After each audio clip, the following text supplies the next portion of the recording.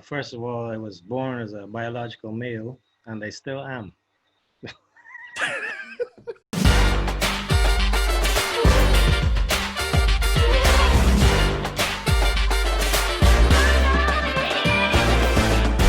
Yeah, all right, let's do this.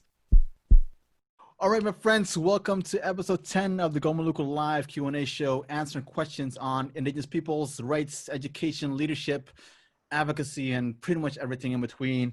Today with a very good friend of mine, Damon Corrie. I'll let him introduce himself because the man has so many hats on, has such an inspiring and such a profound, a very good background story to his name and to his everything. So I'll let him do that. Let him do the honors.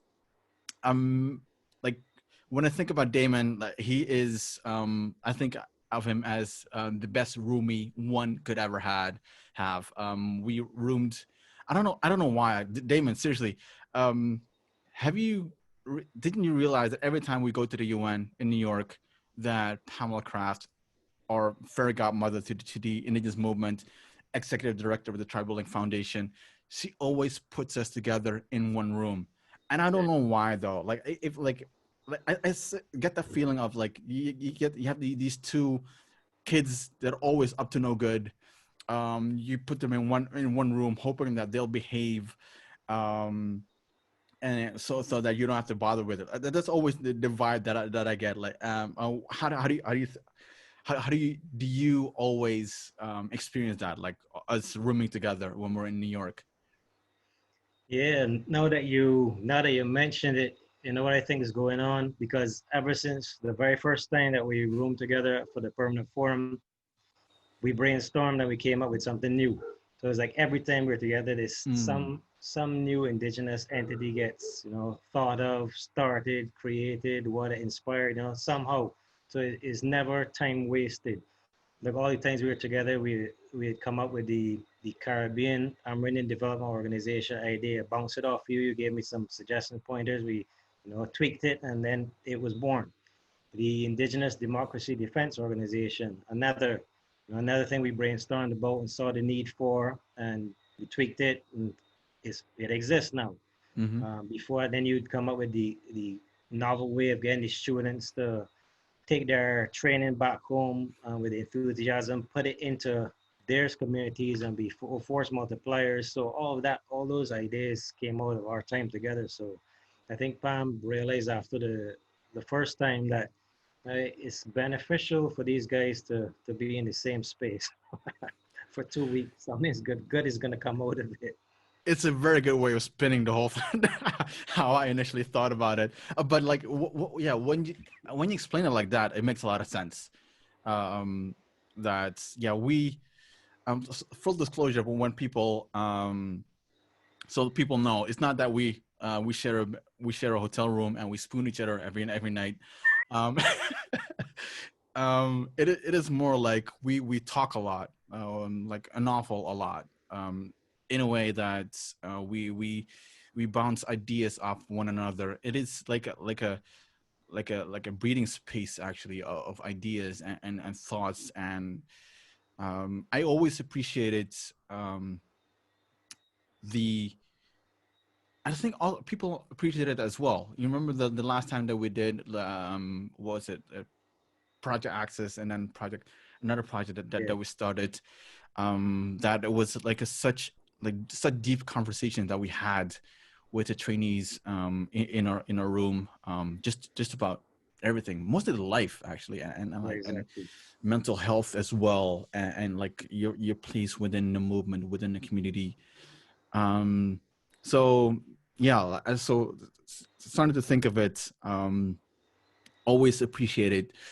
Like the thing is, when I so Turbulent Foundation every year, obviously not this year, before the permanent forum, it has Project Access, brings in like, no, selects yeah, trainees and volunteer and fund from the voluntary fund to go into like a deep dive for 3 to 4 days before the MRF start of the permanent forum starts in like the whole UN system, drafting statements and everything else. And Damon and I think my first project access was in 2009, brought in by my mom. My mom was part of it before that. I think Damon met my mom before he met me, fortunately. And yeah, it is such a powerful process and safe space, I would say, for people to learn about the permanent forum. It's not because we are one of the mentors, but it is something that I feel as a profound way, in a very profound way, as a safe indigenous cocoon where people can learn about the UN before they go into like the belly of the beast. Definitely, we'll talk about that. Like, all right, Damon. Before I forget, and for the 1% or the 2% that doesn't know Damon, like give us the brief background, the 3-minute, 4-minute version of Damon Corrie. Who were you when you grew up? Family situation, you know, the whole thing, whatever you want to share, so we can have a very good conversation. Okay. First of all, I was born as a biological male, and I still am. Okay. So, yeah, Eagle Clan of the Lokono-Arawak people. Yes, a lot of Caribbean people know Arawak and Carib. The people that you think you know as Carib call themselves Kalinago in the islands, and Kalina on the mainland. And same thing, there's no people who actually call themselves that word Arawak, but that is a name given to us by another tribe, and Europeans sort of know that name better. So in order for other people to understand who we are, it's easier for us to just say Lokono-Arawak. Then they remember the second part of your name. Oh yeah, you guys from the history books of the Caribbean. So they know who you're talking about. Like the Taino, they're better known in that sense, so they don't really have to say Taino-Arawak, but just because of the linguistic ancestral connection, many of them do say Taino-Arawak, and they're the islands, and Lokono-Arawak is the mainland, because we were one of the mother cultures that the Taino evolved from, but they incorporated also Mesoamerican tribal cultures, so they became more socially complex. But we still always view them as our cousins to this day.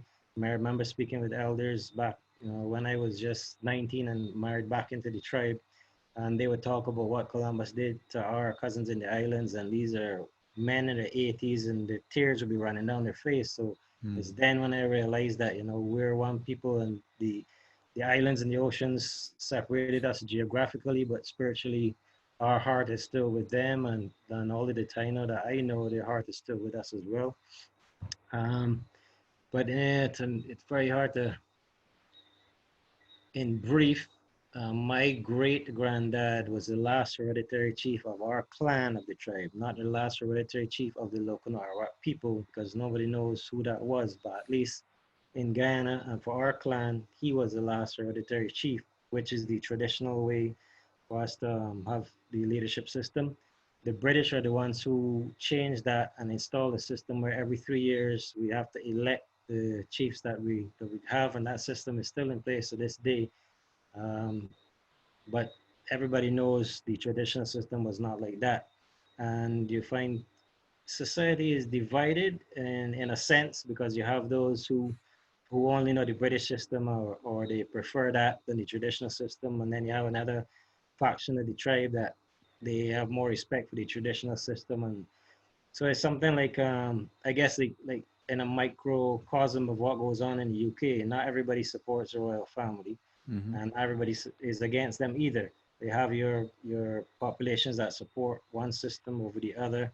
But unlike, as you know, unlike the European hereditary system, our leaders did not have any power to enforce our will on anybody. We led by persuasion, not coercion.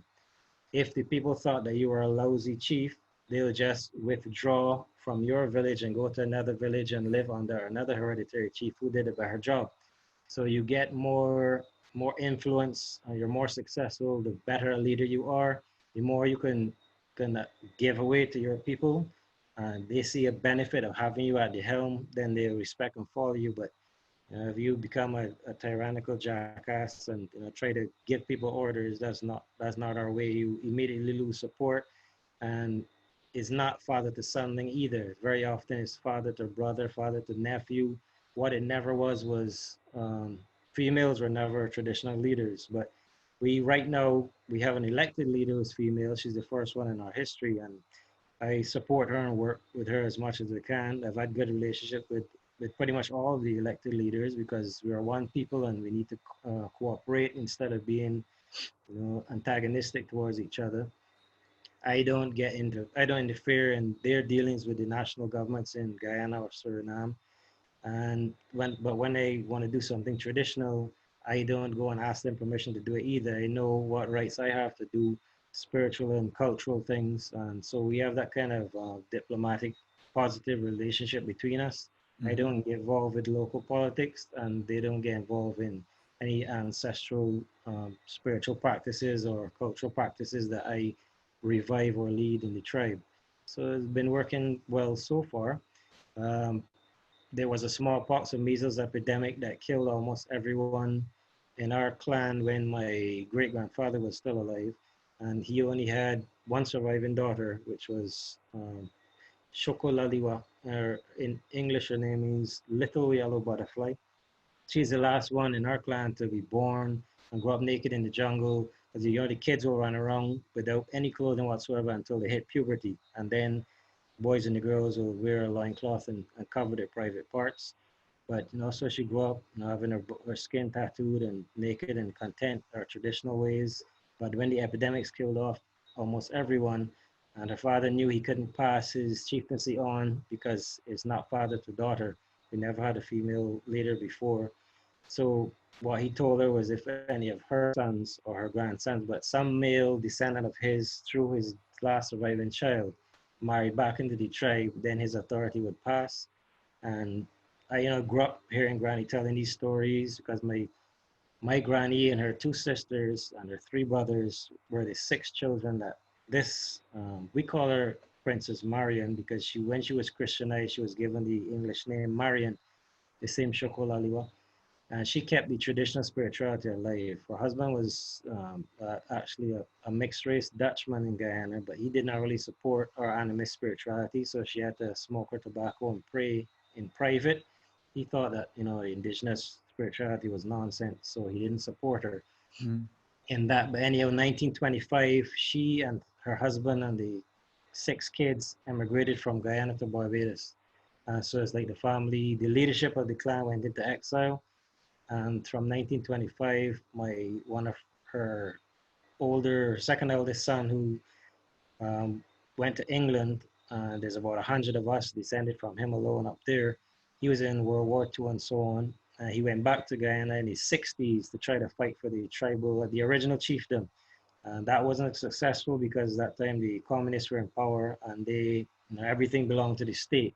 They didn't recognize indigenous rights. But after him, in fact, between me and him, he was the only one from the exile descendants who made contact back with the surviving members who were left behind. But until I did it in 1992, we married back into the tribe. And it just so happens, I didn't know at the time, but my wife was 17, I was 19. She is a descendant of the man who was the holy man, the medicine man to my great grandfather. So they are our people. They came from the same chiefdom, but they moved. Her ancestors emigrated from there after my great grandmother left, and they joined. They were the fourth family to join the village of Pakuri, and their Christianized surname was Simon. Many of the most famous artists in Guyana have been from the Simon family. Mm-hmm. Yeah, so that's how we ended up in Barbados, and I was born over here. But I made sure my kids were born back on tribal land in Pakuri. The two boys, and you have two girls as well. You met Hatwe and Sabanto. Yeah, so that's how I guess when I was 16, I told my grandmother because I grew up with the oral history, all the chiefs who did this and that, and our people are on the reservation and they're very poor. Because we were like in Barbados, to what they would call in North America, I guess, urban Indians. there's no reservations here in this island, so you're just part of the general population. But we know our identity. We kept the family history alive, and so I was growing up knowing that I didn't really belong here, and that's what pushed me to go at 19 back to the reservation and the tribal lands and marry back into the tribe. Mm-hmm. 7 days after I met my wife for the first time, we were getting married because I had left Barbados with that intention that, I'm looking for a wife. Um, when I got back to Barbados, and I told my parents, so by the way, when I was in Guyana, I got married. So they were shocked about that. A lot of people didn't think it would last. So you silly young people, you do crazy things and it's not going to work. 28 years later, we're still together, so it did work, obviously. Yeah. Yeah. And so also this rich history, which is thank you for no, not thank you, but it is what I'm like. What I'm sorry. What I'm trying to say is like thank you so for explaining that, and I know that it's much broader and much more complex and much more detailed than that. So thank you for try to Brief. make it brief in like 4 or 5 minutes. Is given that is a very detailed and a very rich history, is that in any way documented in like history books or in any other way accessible for the indigenous peoples for the Lokono-Arawak, for example? Right. Well, actually, yeah, because when I was 16, I told my grandmother, Grand, by the time I'm 20, I'll be married back into the tribe and I'll be a father. And she thought, oh, that was just, a child saying, their aspirations, but maybe nothing will come to it. But yeah, I'm married at 19, and before my 20th birthday, our first child was born. So I fulfilled my own prophecy I put on myself. I promised to my grandmother. Her mom, as I said, there's no word for princess in the tribe, but we just call her that out of respect because she's the daughter of the hereditary chief. Her grave, Granny's mom's grave in Barbados, is the only known burial place of a member of the Lokono-Arawak traditional nobility anywhere in the Caribbean. Mm-hmm. So it's become somewhat of a minor tourist attraction because also her gravestone is the only gravestone in the world that's written both in English and in our Lokono-Arawak language. So for those reasons, the Ministry of Culture in Barbados and the Barbados Museum, they're aware of our family. Been very supportive over the years. So yeah, can't complain about that. This country is a neutral country, so there's no fair persecution here, like what you would experience if you dare to go back to Indonesia. Nothing like that to worry about here. So Barbados is a good home base for indigenous rights organizations or entities because there's never any political interference or persecution here. Sometimes, depending on which government is in power in Guyana or Suriname, they would interfere and you may get the odd death threat from a certain minister who really, So yeah, that all that has happened over the years. When you mentioned about where you could find that, well, as you mentioned it, was it earlier? Yeah, earlier this year. I think it was this year or late last year. I wrote a book because Granny is one of those people that inspired me. 25 years, the Amazon is burning.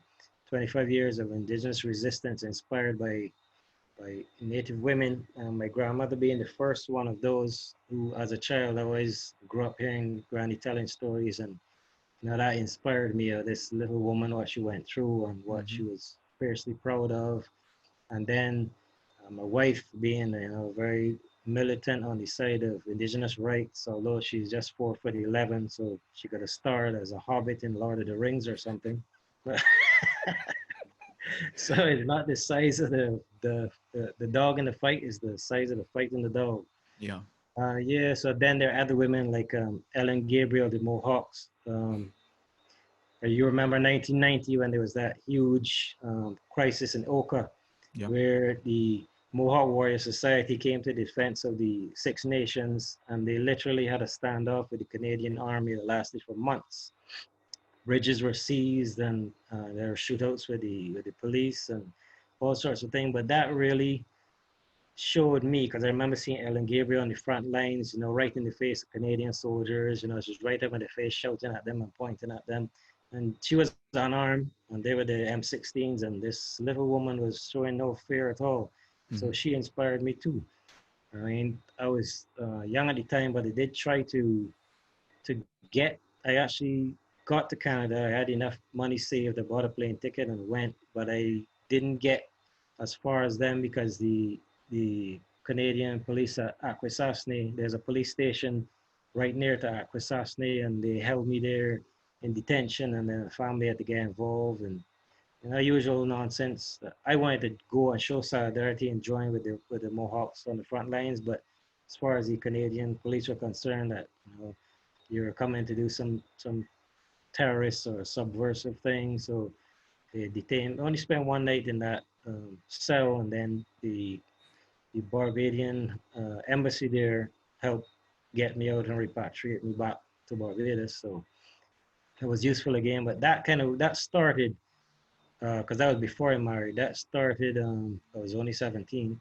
That started at 25 years of vigilante activities in the name of Indigenous rights, but it all boils back to being inspired by Indigenous women. So Mm. that's why I put that in the title of the book.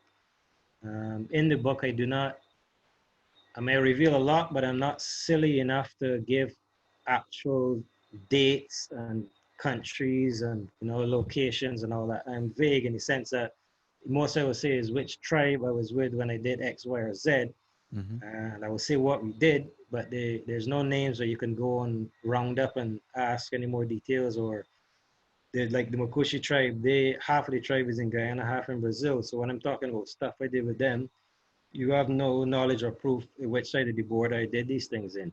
But I do detail what we did do against illegal miners, illegal ranchers. There was human trafficking. You know, not only in that area, but there are quite a few countries in Amazonia that I did cross the borders illegally and go to either participate in or help finance or organize different vigilante activities. Because if if a parent comes to you, you may not know the people. We have indigenous parents. They can't turn to the police. They can't turn to the government. They can't turn to the army because all of those people are either they either don't care or they're on the payroll of the criminals who have kidnapped their daughter and are keeping her like a sex slave. So what recourse does such a parent have? If it was you or me and it was our daughter and we were poor and helpless, wouldn't we want anybody to come to help us? We wouldn't care if it was legally sanctioned or not. The main thing is to get your child back. So that's where I don't, as I tell my kids, I would rather break the laws of men than the laws of God. And to me, if somebody's in desperate need, God would want you to break whatever human mortal law that you have to in order to do the right thing. So I'm not bothered by that. But I mean, still, I'm not going to allow my enemies the opportunity to put me in court and prosecute me for things that I've done, where I know I broke their laws, but they can't prove it. There's nobody alive today to go and testify against me or what I did in this place or whatever. So I was able to reveal just enough in the book to keep it interesting and factual. Mm-hmm. Yeah. And that book you wrote yourself, right? Is that's totally authored by yourself? Yeah. Because for people that are watching and listening, Damon is one of the few people that I admire in terms of being able to put thoughts into words, like the way that he writes articles. And I'll definitely put some links to the articles that he writes and the link to the book in the show notes, like so you can have a sense of like his writing talent. Actually, is it a talent? Is it something that you had all along, or is it something that you developed over time? I can imagine that you wanted like be able to describe things as good as possible. Yeah, any insights into of your talent of not only writing but also interviewing? You're also very good at that. Well, all right. Well, I grew up with mom. I don't know. It must be something that was in you, although circumstantial things like mom saying she named me Damon after Damon Runyon, some American writer who was well known in the 60s and 70s. I may have read maybe one of his books, I don't know, but she said she named me after a writer anyway. But yeah, always that was one subject I did love in school was writing, English language. I guess if I grew up in Spanish country, I would have loved Spanish language. Any language, I just like to write. Um, and especially before now, I could express myself. Like when you first met me, for sure, I preferred to and could do a better job expressing myself on a piece of paper or in an email or something than in person. Mm. I was still kind of a bit shy when it comes to speaking in public. But yeah, and I never went to university to be trained as a journalist or anything like that. So if I do a good job, it'll have to be something that came from inside of me. But yeah, as you know, I don't write about anything unless I feel emotionally involved in it. If what's happening to you is upsetting me, is hurting my feelings, I want to write about it, and I want to put my feelings into my words. Mm. If it's something mundane, I don't get motivated to write about it, or something, a standard run of the mill. I can do something like that. If I'm gonna write about something, it's because I feel passionate about what I'm talking about. Otherwise, I just don't bother. So maybe some people I like the vibe that sort of writing gives them, because for sure it's not going to be standard format of professionally written stuff, but it would have more of a emotional impact, I think. Mm. Uh, is- can you just give us an example? Because what we did, for example, it was through the previous years at the Project Access. You like what is the process that you did? Because you always went in, and then at the end of the perm form, you always also posted or published some interviews. What was the process that you utilized, taking into account like you have to feel like emotionally attached to a certain story? Is there yeah, maybe one article that you wrote that you were like could give some example of the process that you used or what you felt? Well, yes, I like to listen to all of the students' life stories. And well, because there have been times where as you know, there's usually 20 to 24 students from around the world every year. But because we only have a few days, it's not possible to write articles on everyone. So I have to cut it down to not more than half. So it's been hard sometimes to choose which half of the students' life stories that you want to write about, because all of them are so unique. As like every time we're together with them, there's somebody's life story is totally different to anything we've heard before. So it's like, whoa, I didn't know that shit is happening there. This is something that the world needs to know about. Or whoa, this person went through so much. It's really it's really numbing in a way, but then also I feel honored to meet such people, because the moral caliber of the students that are there is really much higher than you find in average society.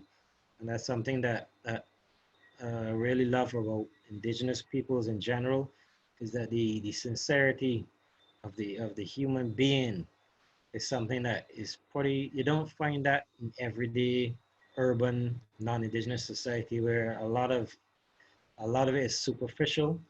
People smile and shake your hand, but behind your back they think you're a jackass, or they don't really care. It's just for this moment in time, this person may be useful to me, so let me smile in his face and get what I need. But in most indigenous peoples that are still motivated by traditional cosmovision, you don't get that. They either like you or they don't like you. They're not going to pretend to like you because they have an ulterior motive. That Mm. is a non-indigenous thinking that is spreading like a cancer among us, but it is still so far not the norm. It's the exception to the rule in indigenous societies. So that's something that I really take comfort in. Yeah. um Explain to people, because there's one story that not a lot of people know, um but I'm very sure that that you're proud of that moment was that you described that you wanted to present something at the Parent Forum, but when you heard a certain story that you decided not to present it and just support that particular story. Remember that thing that you shared? Yeah, yeah. Yeah, it's like when everyone who first goes to the permanent forum, you go there with, you want to talk about your people's issues and get it out there, yeah, but go back and show your people that yeah, you made good use of your time on their behalf. But when you see some of the shock, what you think was a big deal to you is small potatoes compared to what other people are going through. I mean, you could remember Hmong refugees from Laos in our hotel room showing us videos and photographs of indigenous children that were disemboweled by Laotian soldiers, and just because they're indigenous minority that is not under the control of the state, things like that. Uh, you can't want to talk about a minor crime that happened to your people ahead of giving someone like that the airplay that they need to get their atrocities revealed. So I realized that you need to step back, and we've all seen it. There, people are so determined to have their say, and they want to use longer than the time allotted. They don't care about the people after them who not going to get to speak because you went over your 3 minutes. That kind of selfish attitude is not an indigenous attitude. It's supposed to be all about we and not about me. So yes, I really had something I wanted to talk about, but there had someone else who had something that any honest person would see as more important that needed to be spoken of. So, okay, I take a step back, you go ahead. It's more important for you to have your say. My day may come at another time or it may not, but I don't feel like I did anything wrong or disappointed anyone by doing that. We have to recognize when there are other issues greater than our own and eat humble pie. Stop thinking that the world revolves around us and the sun shines out of a butthole. Like Damon, you always have a way of making me laugh, even in serious conversations. I can remember like numerous instances that you like made me crack up, and when I had to be very serious. So this is not this is a one. This whole conversation is one of them as well. So people, I apologize if I had to crack up in the middle of it, because this is just Damon being Damon and me responding to Damon as a very good friends. Damon, people have sent in questions. Thank you so much, everyone, for sending in questions. When they heard that the infamous or the famous Damon Corrie was joining the show. Obviously, we talked a little bit about your interviewing skills. So one question that people sent in is, what is the one question you have to ask when interviewing Indigenous peoples? Mm. Well, to be honest, I never had like a list of questions. I just want to get to know the person, and I invite them. What is there something that you, because you're being interviewed by me, and it's gonna go public? Are there things that you would like the world to know? If so, please share them with me.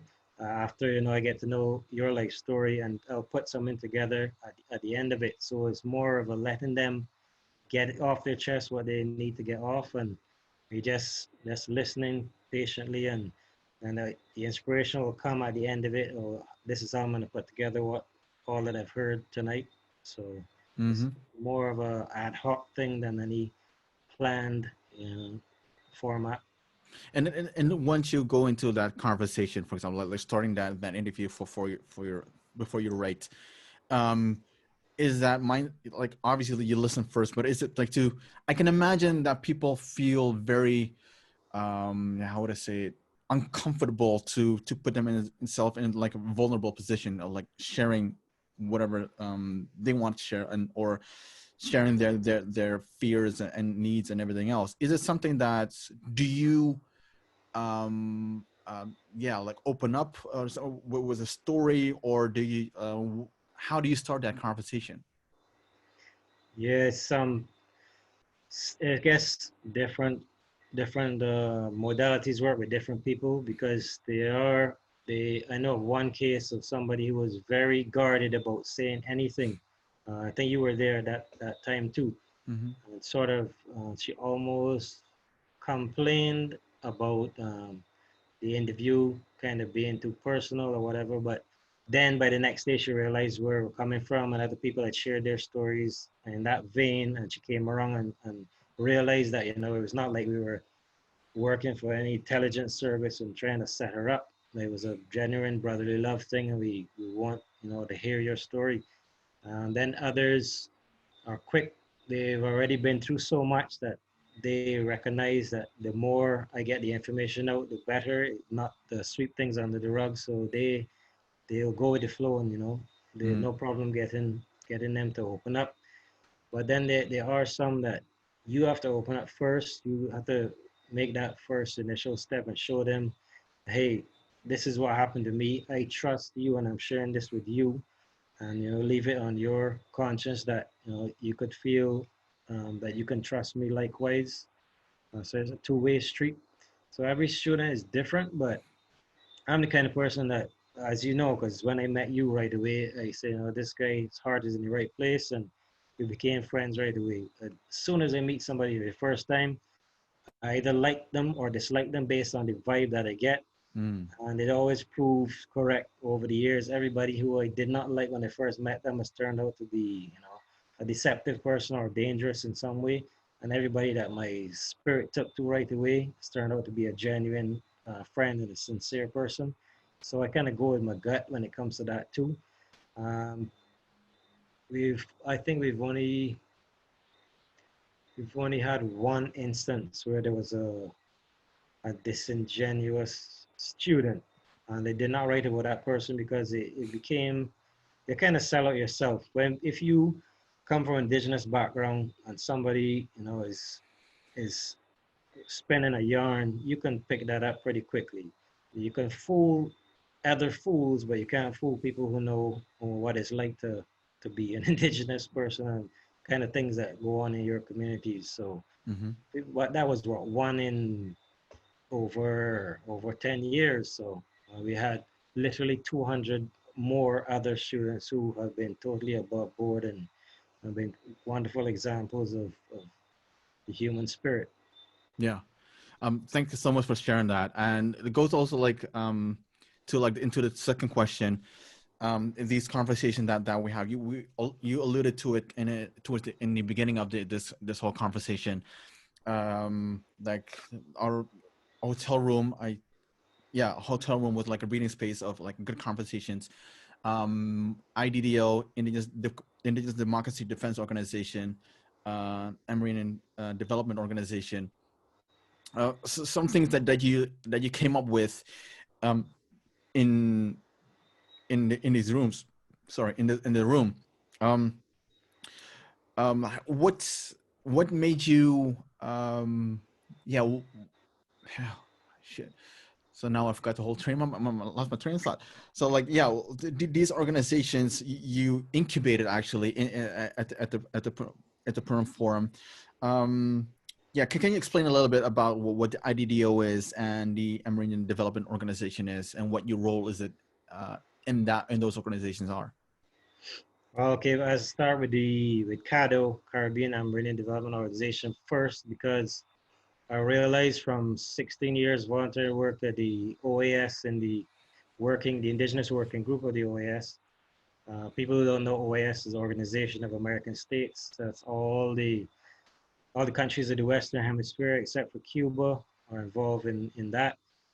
So we were the last 16 years of the negotiations that came up with the American Declaration on the Rights of Indigenous Peoples.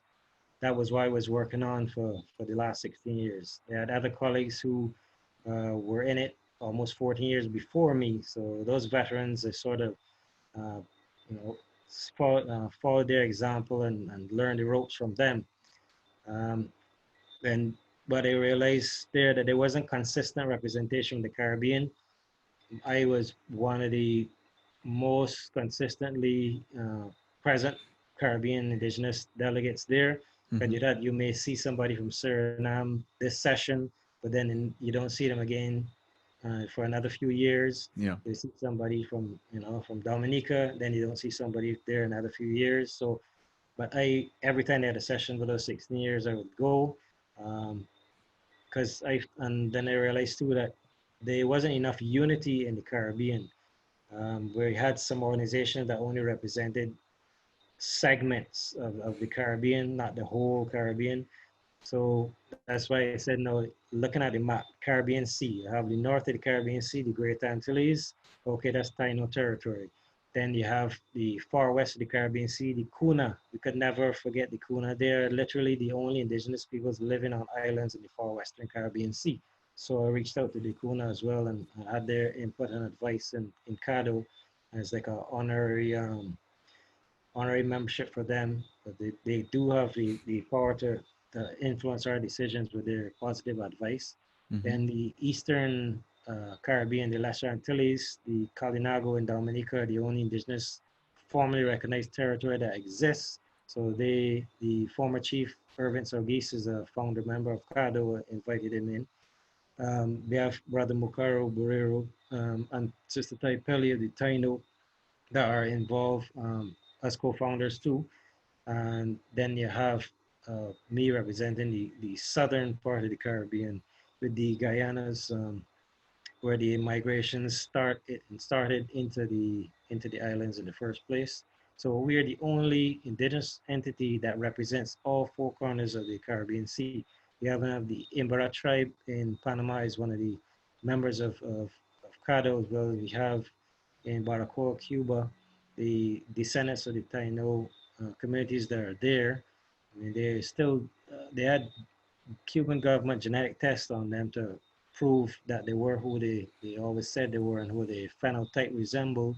But of course, they lost their language, and there's only one indigenous village left in Cuba, in Guantanamo, near the couple miles up from the American naval base in the mountains. A little over 100 there, and they still have a chief. So that's literally the only Taino village that still has a traditional chief left since the time of Columbus. And the DNA testing on them showed that they had no admixture with any other ethnic group. So that was quite remarkable. But yeah, so we are that entity is the only one that is a genuine voice for all corners of the Caribbean for indigenous peoples. And then the Indigenous Democracy Defense Organization. We needed something, as you and I discussed before. Uh, Realistically, what can we do? We can't uh, we don't have the kind of resources to pump millions into anybody. We don't have the military strength to liberate any oppressed people. But what we can do is use our connections in the UN and different forums. So when there's human rights abuses in one territory or one case, we make sure it gets the most important people that need to see that as fast as possible, as well as your media contacts to get the word out on as many national and international media platforms as possible.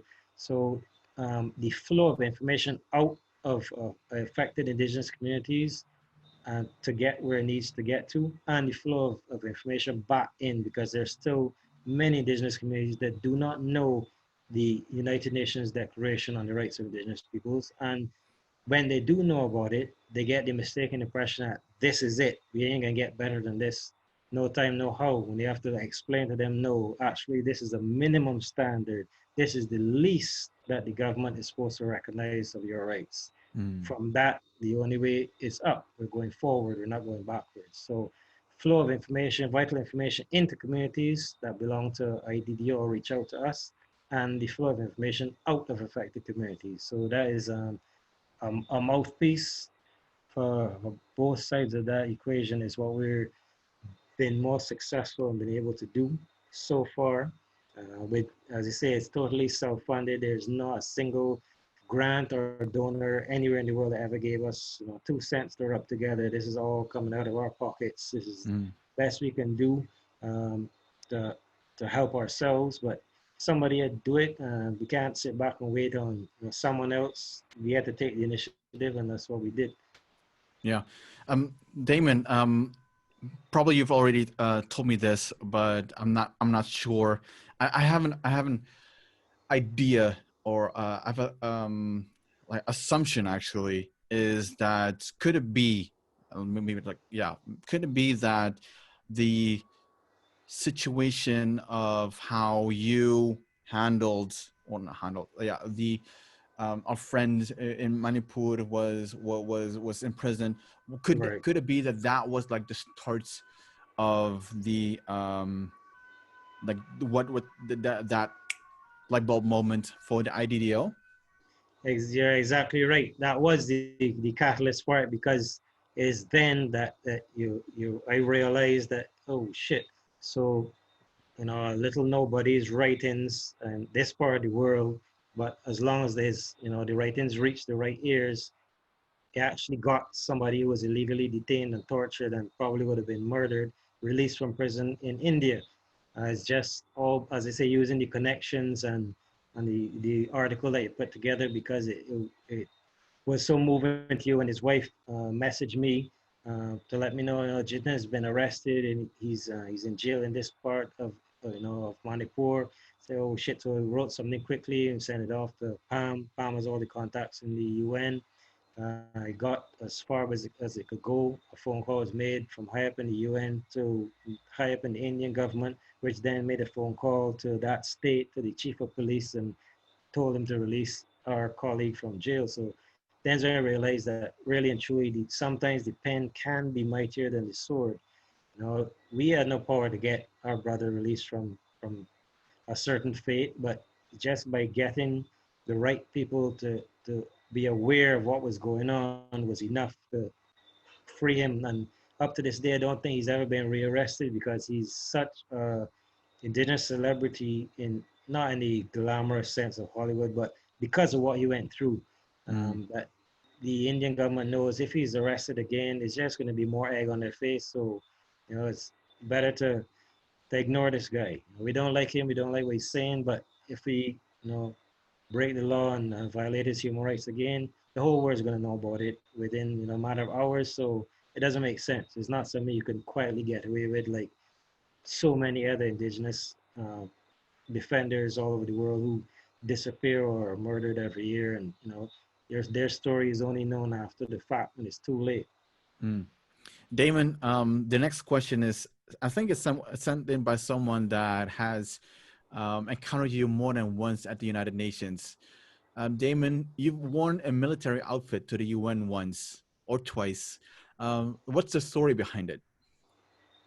But basically, with these 25 years of vigilante activities, that more or less that was paramilitary activities, because I never belonged to any official armed forces in my life, and I never will. But if we need to take on as I believe, every indigenous male for sure, at least in our culture, you're a warrior, whether you like it or not. You're supposed to be ready to play that role, be in that position to help others who need that kind of help. So it doesn't matter if you're officially recognized or just recognized by your tribe, but if you're a warrior, then you should be able to conduct yourself as a warrior. So I don't see any discrepancy with going into the UN, wearing a uniform sometimes, not breaking any laws. Mm-hmm. I break laws sometimes, but I'm not breaking laws in the UN. Mm-hmm. Speaking of IDDO and like military outfit and everything else, the flag behind you, can Mhm. you explain that a little bit so that people have an idea what they're looking at? Right. Yeah. Well, that is it's being used by IDDO and also by CADO, Caribbean Amerindian Development Organization. But it was originally what I designed, because my tribe doesn't have a flag. Mm. So I said, well, you know what? The Bolivia was the first state in this hemisphere to be indigenous run, and they've been using those three colors before even the Ethiopian government was using them. If you go and check Wikipedia, a lot of people in the Caribbean think those are Rasta colors, but those were being used by Bolivia before the Rastafarian movement ever came into existence. So Mm-hmm. it's actually indigenous colors from this part of the hemisphere. So just tweaked it a bit. I mean, like in the center, you'll see the harpy eagle, which is the sacred messenger of the great Holy Spirit of my clan. That's why we're the Eagle clan. So the harpy eagle is on top. I think yeah, harpy eagle is there, and Yeah. then there's a sacred circle, and in that sacred circle is four principal crops: the bitter cassava, corn, sweet potato, and tobacco. And then there's the anaconda, which is like a banner, but on the anaconda is printed solidarity, loyalty, liberty. And there are two jaguars on either side of the sacred hoop, because that's kind of the hierarchy of wildlife as we see it in the clan. The sacred animals are the solar birds, the hawks and the eagles. They fly higher than the others. You know, they are the messengers of the great Holy Spirit. And we do recognize there's a negative entities on the earth, and the biggest snake in the Americas is the anaconda. Mm-hmm. And often in our dreams and visions, that represents nothing to do with Christianity's Adam and Eve story, but very often for us, the snake, if we dream snakes attacking us, is enemies. You know, something bad is going to happen. Mm. Um, and it's, of course, you know, the red being the favorite color of the people. That's why the sacred hoop is colored in red. So the green represents the land. The gold represents, you know, the love and light of the creator, and the red represents the people. So the people, the creator, and the land must always be in unison. But Mm. yeah, so that flag, not only for started off as being a clan flag, then they said, well, let me promote it as being a tribal flag. So there are some other communities that are interested in adopting it as well, because as you said, no Lokono-Arawak village ever designed its own flag. But then those entities that came out of our brainstorming and all had Eagle Clan involvement, so that's why they're using that as well. And now there's a fourth entity that we're working on, which will adopt that as well. But more about that in the coming days and weeks. Mm. Mm. Thanks so much. All right, next question. Um, Totally different type of question. Would you rather travel back in time to meet your ancestors or forward and meet your future relatives? Hmm. Well, I maybe I would probably have to say I'd rather go back in time, because in my dream state, when deceased loved ones have visited me, it was always, apart from the ones that I knew in this life, in my lifetime who passed on, my great grandmother and her father and other tribal ancestors have come, and it felt such honor to see and meet them. And that's something I'm looking forward to when I physically die, to be reunited with all the ancestors who came before me, getting to meet them and, you know, getting to reunite with them. Because I Mm-hmm. believe my spirit came from a place where we were all together, but being born into the physical reality, like a veil of forgetfulness comes over you. Because maybe it would be too much of an information overload if you remembered everything from the dawn of time to now. So each lifetime is another school for the soul. We believe that, yeah, Damon Corrie will never live again, but the soul that inhabits the body known as Damon Corrie has lived before in other bodies and will live again in other bodies. So Mm. we come from a spirit world into the physical world, so there's no reason to fear going back to the home that we all come from. So death doesn't hold any morbid fear or fascination, you know, for any indigenous follower of traditional spirituality. Hmm. Mm. And yeah, I'm not gonna add anything. Just thank you so much for sharing that. Change of pace a little bit, Damon. Um, what is your you're gonna love this. What is your definition of masculinity, and is it okay for indigenous men to be vulnerable? And I'm gonna add a comma to it. What is it that you would like to transfer to your children as your family man? Right. Yeah, no, oh, yeah, we have our own sense of what it means to be a real man. Uh, a real man is not somebody who beats their children or beats their wife. They're not your property. Your wife is your partner. Your children are just your friends from the spirit world who came staggered years later through your physical union because they needed that conduit. But in the spirit world, we're all the same age, we're all equals. So can't view your children on the earth as being your property to do it as you feel like they're your equals, they're your friends. They just came years later, so that's why they're in younger bodies. Likewise, your wife, she's your partner. We don't believe any home should be run by the male or be dominated by the male. No, the home is run by mother and father, the yin and the yang, the male and the female. So that's how we see it. We do value the ability to bear pain, but it's not only a male thing. Like, for example, my son Hatwe, whom you've met, when he was 2 years old, that boy stepped on a piece of wood in the yard that had a nail sticking out of it, a 2-inch nail. Nail went into his foot, the bottom of his little foot, and came out the top of his foot. He just froze in place.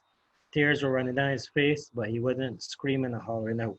And I felt great pride that my little 2-year-old son could bear that pain, without hyperventilating and freaking out. So we do value that. That is something that's part of our tribal culture, that a male who cannot bear physical pain is not respected.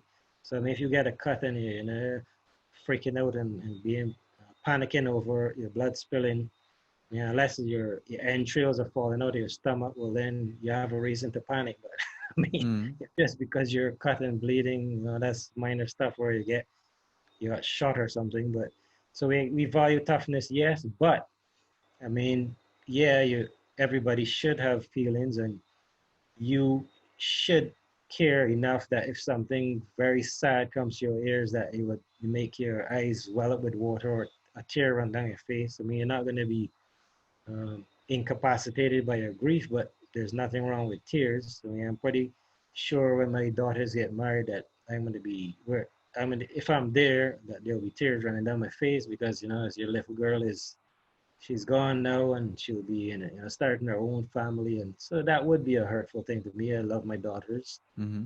I don't think I'll cry when my boys get married, but there's a little more of a connection with father and daughter, and being also gender specific roles in our Lokono-Arawak society. Like, for example, my mother-in-law, when I buried the brother-in-law closest to me, he was my brother friend. He was with me on most of those vigilante activities I wrote about. He was an actual legitimate war veteran from the Suriname guerrilla war. Few years older than I, but yeah, when he died, myself and his father and brothers, we literally dug the grave on the reservation ourselves. We Mm-hmm. each had shovels and we dug the 6-foot deep grave. But his mom and sisters could not come anywhere near the grave site until his body was there and ready to be lowered into the ground. Then they Mm-hmm. could come and stand around the grave site. So I mean, to a Western person, that's nonsense. This woman, you carried this child in you for 9 months and brought him into the world. Nobody's going to tell you where you can and cannot be. But we understand that for us, there are different roles in society. There are no women hunters in our society. That's dirty work, killing other life forms. Even though you're providing for your family, women can fish. Everybody can fish because there's some spiritual connection between the water, the rivers and the seas and the water of a baby in the mother's womb. So that's probably the only living thing that women can kill and not be a taboo. Mm-hmm. But to go and kill mammals or birds, women are not supposed to do that. To pick up garbage and filthy things, clean up animal feces or whatever. No, those are strictly male jobs. Women are never to do such filthy things. Yeah. Furthermore, the reason why Western style feminism will not take hold in our society is because traditionally we see women as being spiritually superior to men. So why the hell would a woman want to be equal to a man? That means stepping down from your moral pedestal and joining the males in the gutter. No Mm. woman in our tribe wants that. We recognize that we need each other and we have different roles, but we think that women are co-creators with God, and so a woman's spirituality is considered more pure than the average man. Then, if you want to put it that way. Yeah. So any thoughts on When because thanks so much for this. Thanks so much for describing the role of the men and the women. When you talk about men being warrior like, is there, I can imagine that there are people that are saying that as a warrior you also need to be able to um show feelings in terms of emotions, as in mental health, being able to put yourself in a vulnerable position, as in having the strength to cry about something, or when you feel down, or having the strength to be able, or the enabling environment to show you that you're hurting, or something along those lines. Is there any thoughts on that?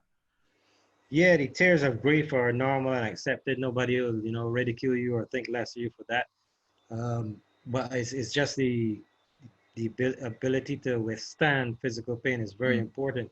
Because if you think about it, if you if your tribe is being literally persecuted, like in war, and you're gonna cry out in pain from a hiding place, you've just revealed the location that endangered the lives of everybody that's around you. So for your ability to keep quiet and bear that intense pain saves the lives of the people that you're supposed to protect. So mm-hmm. that was the impetus and reason behind being able to bear pain in silence. Even our women, when they give birth, I've never heard a Lokono woman screaming out as I have heard in urban hospitals.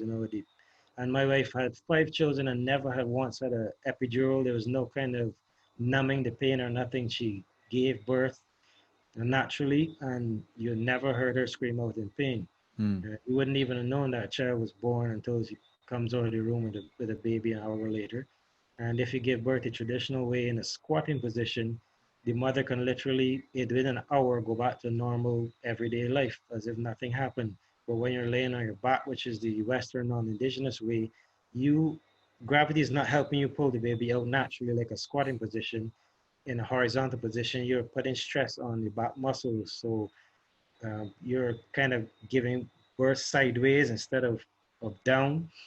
So it's no wonder then that women who give birth like that need to recuperate for 2 or 3 days before they can get back on their feet. Because as far as you're concerned, you're giving birth the wrong way, and you're causing stress onto your body by doing that. mm, mm. All right, Damon, let's do the final question then, because we like the before we started recording, there's something that struck me very interesting, and maybe you want to bring it back up, because this question could really much be like a setup for that. Somebody asked, like, what is in your view the state of the union, as in like how are things right now of indigenous peoples in the Caribbean? And yeah, like before started talking about um what you did in terms of like COVID-19, and how you um it's just like how would you describe it? Economic sovereignty? Is it something that is that Yeah, way to describe it? yeah, because as you and I agreed, if you want to claim autonomy or sovereignty, but yet you're financially dependent on another entity, you are not really independent at all. You're a vassal of whatever entity is bankrolling you and allowing you to exist. When you can stand on your own and self-finance all of your people's needs and operations, then you truly are sovereign and independent. But so we need to get away from that. And I know it's fashionable now to want to demonize entrepreneurship and business ownership, but realistically, that is actually what is required for us to make. It's not like we never engaged in commerce. What do you think we were doing hundreds of years ago when we were trading spices or jewels or different kind of sacred stones or whatever it is, or weapons baskets, you name it. We were engaged in trade. We were trading with other tribes. It's just that we were using a barter system. It wasn't a cash economy, but it was an economy. So let's get real and cut the crap. We need to use well, we're the product of the times and circumstances we're living in. If barter economy can be revived and can work for you, great, go for it. But if you can't escape from the current globalization, fiat currency reality, then you need to get in the game. You need to start up businesses, and you need to ensure that the profits go back to the tribe and don't get tempted to divert it into your pocket. I mean, Mm-hmm. everybody deserves to be content and live, but don't follow the Western example to the extent where you start to think only of your own economic enfranchisement. All the businesses that basically since I left high school at the age of 17, I jumped right into self-employment. I've never had to work for anyone, and that is what I'm 47 now, so 30 years I've never had to work for anyone. I've been working for myself. But what I do is 50% of all the net income, net profits off of my different small businesses, that goes to funding my indigenous efforts. If I was flat broke and destitute, what they ask could I do to help anybody else? You need to have funds in order to do things in the world we live in. So I'm not gonna decry anybody from starting a business, but if they're starting it purely with the thoughts of making themselves rich, well, you're doing it for the wrong reason. If you're doing it to raise funds in order to pump into other humanitarian projects for people who need it more than you, well, great, go for it, buddy. I support you 100%. Mm. And what would you advise people that want to start a business for themselves, that with the intent to help other indigenous peoples, but get that imposter syndrome thought into their head? You know, what would you advise them? Well, don't make the mistake of Venezuela. Chavez did a lot he did more for indigenous peoples of Venezuela than any other leader ever, but they did not manage the cash cow. You cannot divert 100% of your profits into any humanitarian work and expect it to be able to continue. It's going to flop eventually because the infrastructure is going to collapse. You need to maintain your investment, keep it going. So you need to, that's why I said 50%. You need Mm-hmm. to put some money back into the business to improve it and expand it. You can't just take all the profits and give them away. Also, you will need your own little family has their own life expenses that you need to cover as well. So be realistic. Anything more than 50%, you're going to run into problems in the long run. Some people give less than that, but I think that is a fair, it's like our philosophy with farming. If we cut 2 acres of land and we put crops on it, we don't use pesticide or want to kill the wildlife for destroying, or what Western people say, destroying half of it. No, the land belongs to us and the animals. So obviously, if we have 2 acres of land planted in crops, the animals have a right to take one of those acres for themselves. So it doesn't bother us. We expect that. But a Western non-Indigenous person, they expect 100% yield from all of the land that they're invested in.